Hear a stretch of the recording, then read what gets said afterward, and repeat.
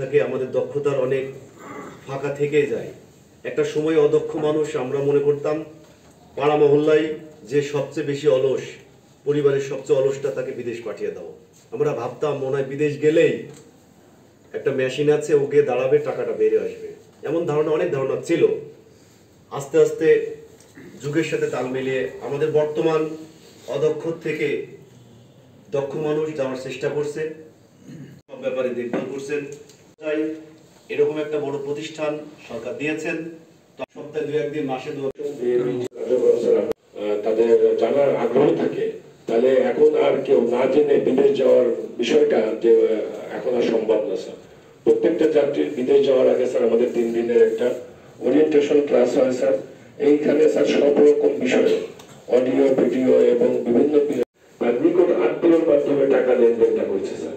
করে আমাকে বিমান পর্যন্ত পার করে দেবে, এটা সম্পূর্ণ ফ্রি এবং এটা আমাদের সহযোগিতার জন্য এই ডেস্কটা রয়ে গেছে। আর বর্তমানে কিন্তু আমাদের যে আরেকটা নতুন আমাদের মাননীয় প্রধান উপদেষ্টা একটা উদ্বোধন করছে, ওটার নাম জানেন কি? ওটা হচ্ছে আমাদের যে ওখানে যায় আমরা রেস্ট নিব, আমরা খাওয়া দাওয়া করবো সস্তা কম দামে। অন্য জায়গায় যেটা বেশি দাম থাকে সেখানে কম দামে, ওখানে যদি দেখা যাচ্ছে আমার বিমানের টাইমটা যদি একটু দেরি হয় আমি ওখানে রেস্ট নিতে পারবো। হ্যাঁ, প্রবাসী লাউঞ্জ, ঠিক আছে।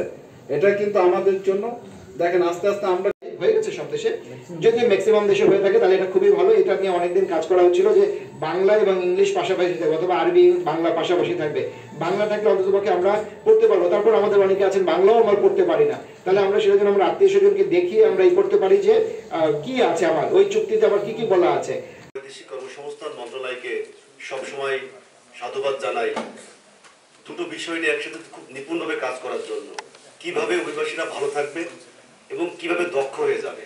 দক্ষ হওয়ার জন্য প্রত্যেক জেলায় যে দারুণ ব্যবস্থা করা হয়েছে, আমাদের কাছে সবচেয়ে ভালো লাগে যিনি ধরুন ইলেকট্রিক্যালের কাজ অল্প একটু পারে কিংবা পারে তার কোনো সনদ নাই, সেই কাজের সনদ দেওয়ার জন্য আমরা রয়েছি, প্রবাসী কল্যাণ মন্ত্রণালয় দিচ্ছে, সেটা আপনাদের জানতে হবে। এবং যারা একেবারেই সনদ নাই তাদের জন্য সনদের ব্যবস্থা রয়েছে আমাদের শর্ট কোর্স, এবং একেবারেই পারে না যারা তাদের জন্য লং কোর্স 3 মাস এবং 4 মাস মেয়াদি। আপনি ধরুন ইলেকট্রিক্যালের আপনি কিছুই জানেন না, ইলেকট্রিক্যালের উপর যে হাউস ওয়্যারিংটা সেই কাজগুলো সহ থিওরিক্যাল প্রত্যেকটা ব্যাপারে আমরা গুছিয়ে শিখিয়ে চূড়ান্তভাবে একটা লেভেল 1 কিংবা লেভেল 2 সার্টিফিকেট দেওয়া হয়, যেটা জাতীয় দক্ষতা উন্নয়ন সার্টিফিকেট। দেশ এবং দেশের বাইরে আন্তর্জাতিকভাবে সেটা অনলাইনে কাজ করে। সেই সনদের জন্য আপনাদের আবার আমরা জানাচ্ছি, অনেকে জানেন না, যারা বিদেশগামী আসছেন সবাই জেনে রাখবেন, সবাইকে জানাবেন। আমাদের এখানে আমাদের ভালো লাগে সরকার এত দারুণভাবে আমাদের প্রবাসী কল্যাণ মন্ত্রণালয় দারুণভাবে ব্যবস্থা করছে, এর পাশাপাশি আবার যাতায়াত ভাড়া দিয়ে দিচ্ছে। যেহেতু আমাদের বেকার নিয়ে কাজ করা, বেকারদের দক্ষ করার উদ্দেশ্য যাতায়াত ভাড়া সরকার দিয়ে দিচ্ছে। সে কারণে আমাদের এখানে আমাদের মানে অধ্যক্ষ স্যার আমরা প্রায় বলি, কিছু ছেলেরা আছে শুনেছে যে টাকা দেবে 4 মাস পর, সেই ঝোঁকেও চলে আসে, কিন্তু এসে সে কাজটা শিখে যায়। তার প্রথম ঝোঁকটা ছিল যে কোন রকম যাবো কিংবা ধানে ঘাসে গিয়ে টাকাটা নিলে আমি ঠিকঠাক। কিন্তু আমাদের সফলতা কোন জায়গায়, ও যে উদ্দেশ্যে আসুক আমরা তাকে স্কিল, নলেজ এবং অ্যাটিটিউডটা শেখানোর চেষ্টা করে দিই, এবং স্কিল হয়ে যায়। ফাইনালি সে নিজ থেকে বলে যে আমি পরিপূর্ণ ভালো লেগেছে। তো সেজন্য আপনাদের আবারও আমরা দাওয়াত দিচ্ছি, আপনাদের পাড়া প্রতিবেশীতে যে সকল ছেলেরা আছে আমাদের কাছে পাঠিয়ে দেবেন, আমরা চেষ্টা করব, আমাদেরকে সহযোগিতা করবেন। আর দক্ষ হয়ে বিদেশ গেলে অর্থ সম্মান দুটোই সমানে মেলে।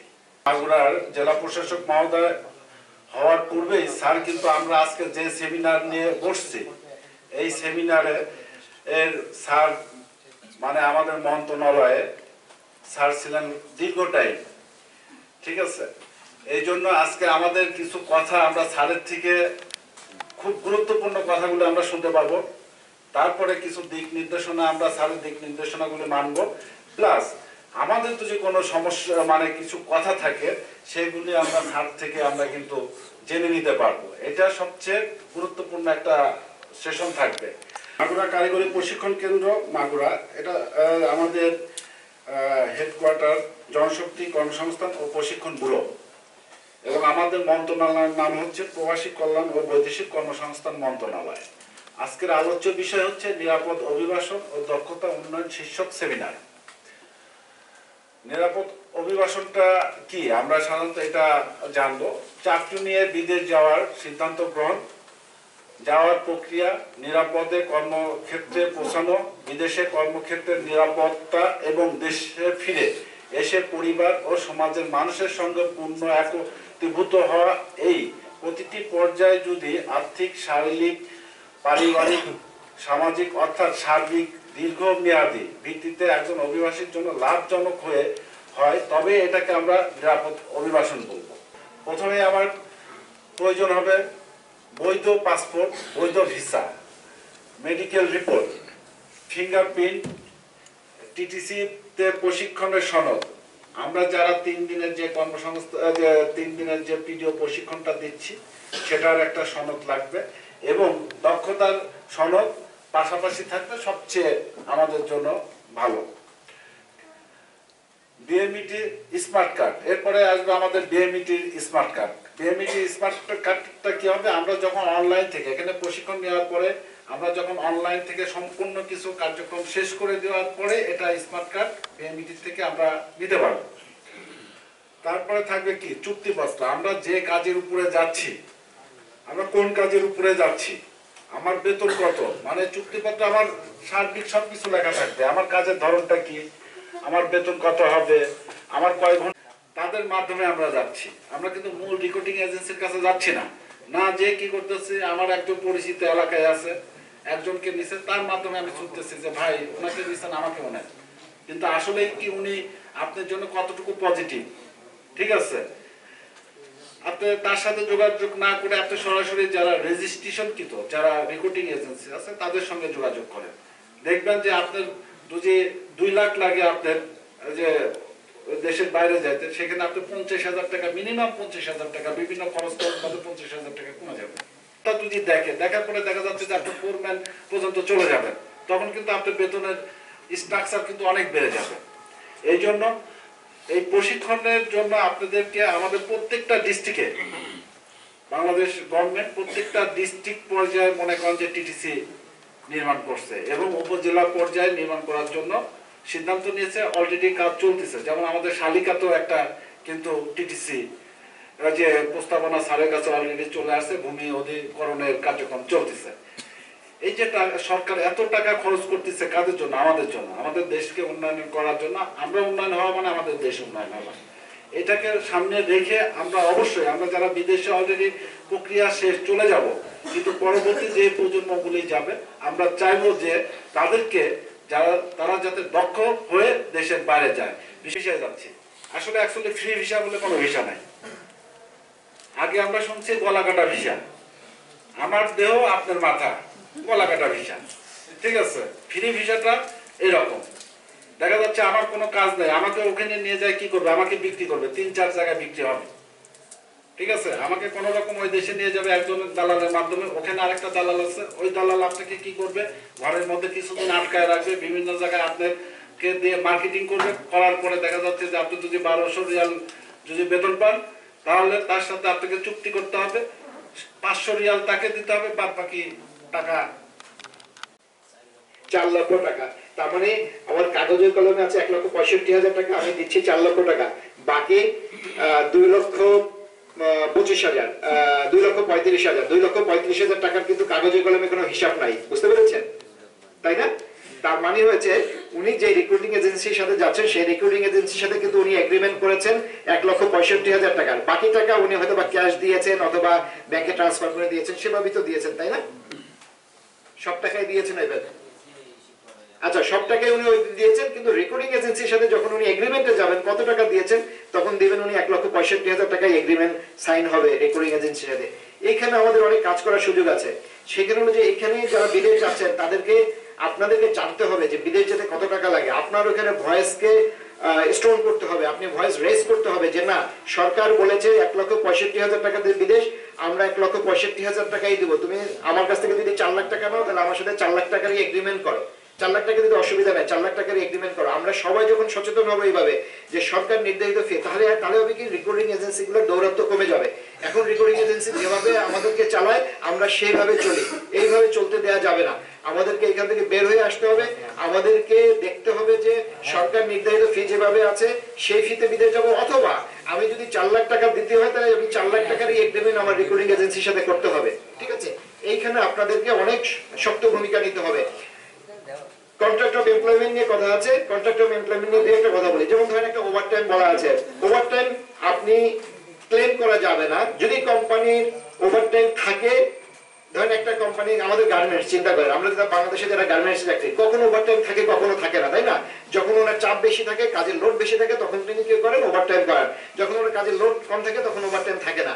এখন আমরা বিদেশ যাওয়ার আগে আমরা আসলে মনে করি যে বেতন পাবো 25,000 টাকা, ওভারটাইম আছে 10,000 টাকা, থাকার জন্য দেবে 5,000 টাকা, খাওয়ার জন্য 2,000, মিলাই আমি 40, 45 বা 50,000 টাকা যখন রেকর্ডিং এজেন্সি বা যাদের মাধ্যমে আত্মীয় স্বজন যারাই বলেন না কেন, তখন একটা টাকার ফিগার, এমন একটা টাকার ফিগার দেখায় যে আমি মাসে মিনিমাম 50,000 টাকা ইনকাম করবো। বিদেশ যাওয়ার পরে কি হয়, দেখালো যে কোম্পানির ভালো না, কোম্পানির এই মুহূর্তে ব্যবসা ভালো না, তার অর্ডার নাই, আমার এখন লোক দরকার, আমাকে দ্রুত পাঠাতে হবে।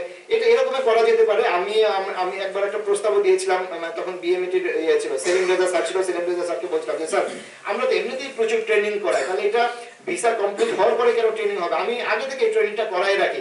আমি 7 দিন, 10 দিন, 15 দিন বা 1 মাসের ট্রেনিংটা আমার যে মানে জনগণ যারা আছে তারাই তো জনশক্তিতে রূপান্তর হবে, তাহলে এটা কেন আমাকে ম্যান্ডেটরি করতে হবে যে ভিসা কমপ্লিট হওয়ার পরেই এই ট্রেনিংটা? আমি যদি এই ট্রেনিংটা আগে করাই রাখি তাহলে আমার এত অসুবিধা হওয়ার কথা না। আমার মনে হয় এটা মন্ত্রণালয়ের বা বিএমটি একটা পলিসি রিলেটেড, এখন ওইভাবেই করা হয় ভিসা কমপ্লিট হওয়ার পরে। এইখানে আমাদের মানে কাজ করতে হবে যে এই ট্রেনিংটা আমরা আগে করাতে, মানে আগে করা মানে যখনই ধরেন সাপোজ একজন বিদেশ যাওয়ার জন্য সে মনস্থির করলো, অথবা কোনো না কোনো পক্ষের সাথে সে আত্মীয় স্বজন হোক অথবা রিক্রুটিং এজেন্সি হোক, তার সাথে যোগাযোগ শুরু হয়েছে, তখনই আমরা তাকে ট্রেনিং সেন্টারে পাঠিয়ে দিতে পারি যে সে 1 মাসের ট্রেনিং করে ফেললো। তারপরে আস্তে আস্তে এর মধ্যে ইনকাম, তার ভিসা সবকিছু হয়ে গেল, সে ট্রেনিং এ চলে গেল। এখন উল্টাটা হয় যে ভিসা কমপ্লিট হওয়ার পরে বা ভিসা প্রসেস হওয়ার পরে আমরা ট্রেনিং এ পাঠাই, তখন ওদিক থেকে রিক্রুটিং এজেন্সি অথবা বিদেশি যারা এমপ্লয়ার আছে তারা চাপ দেয় আমার লোক দ্রুত এনে দাও, দ্রুত এনে দাও। তখন রিক্রুটিং এজেন্সি আর ট্রেনিংটা করাতে চায় না, এবং অনেক সময় এখানে আসলে নামে মাত্র একটা হয়। যে এই ক্ষেত্রে আমাদের আসলে করণীয় আছে। আমার মনে হয় এখানে রিক্রুটিং এজেন্সির মিনিস্ট্রি বা বিএমএটি পলিসি রিলেটেড একটা বিষয় আছে। ওই যে রান্নার কথা বলা হয়েছিল, আমি আপনারা বৈধ পন্থায় টাকা পাঠাবেন, ব্যাংকিং চ্যানেলের মাধ্যমে টাকা পাঠাবেন, আপনারা কোনো হুন্ডির মাধ্যমে টাকা পাঠাবেন না। হুন্ডির মাধ্যমে টাকা পাঠালে আপনি হয়তো বা সাময়িকভাবে কিছুটা লাভবান হতে পারেন, এখানে অনেক রিস্ক থাকে, কারণ ওই টাকাটা যদি আপনার কোনোভাবে ল্যাপস হয়ে যায় তাহলে আপনি কিন্তু কাউকে ক্লেম করতে পারবেন না। ব্যাংকিং চ্যানেলের মধ্যে টাকা পাঠালে সেটা কিন্তু আপনি নিশ্চিত যে আপনার টাকাটা আপনার প্রাপকের কাছে পৌঁছে যাচ্ছে এবং সাথে সাথে দেশের উন্নয়নের কাজ আছে। আমাদের যদি টাকাটা যদি আমরা ব্যাংকিং চ্যানেলের মাধ্যমে না পাঠাই তাহলে এই টাকাটা কিন্তু আমাদের সরকারি রেমিটেন্স রিজার্ভে আমাদের যোগ হচ্ছে না, এবং সেই কারণে আমরা এটা দেশের ডেভেলপমেন্টে আমরা কাজে লাগাতে পারছি না। তো আপনাদের কাছে আহ্বান থাকবে, যারা বিদেশ যাচ্ছেন তারা বৈধ চ্যানেলের মাধ্যমে টাকা পাঠাবেন, কোনো হুন্ডির আশ্রয় নেবেন না। এবং আমরা হয়তো বা একটু লাভবান আমরা কম হব, কিন্তু আমরা যদি দেশের কথা চিন্তা করি যে এই দেশের উন্নয়ন আমরা প্রতিটা মানুষের হাত ধরে এই দেশের উন্নয়ন হবে। জুলাই আগস্ট গণঅভ্যুত্থানে আমরা যে নতুন বাংলাদেশ গড়ার স্বপ্ন দেখছি, সেই স্বপ্নে আপনারা শরীক হবেন। এবং আপনারা দেখেছেন যে ওই আন্দোলনের সময় বিদেশে আমাদের যারা কর্মী ভাইরা ছিল তারা ওখানে আন্দোলন করেছে, এবং ওখানে আন্দোলন করে তারা জানান দিয়েছে যে না, দেশের উন্নয়নে আমরা একসাথে আছি। আপনাদের সবার সুস্থ মঙ্গল কামনা করে আমাকে কথা বলার সুযোগ দেওয়ার জন্য ধন্যবাদ দিয়ে আমার বক্তব্য এখানে শেষ করছি। ধন্যবাদ সবাইকে। স্যার, আপনার বক্তব্যের মাধ্যমে আমরা একটা সুপারিশ থাকবে স্যার আপনার সামনে ডিসি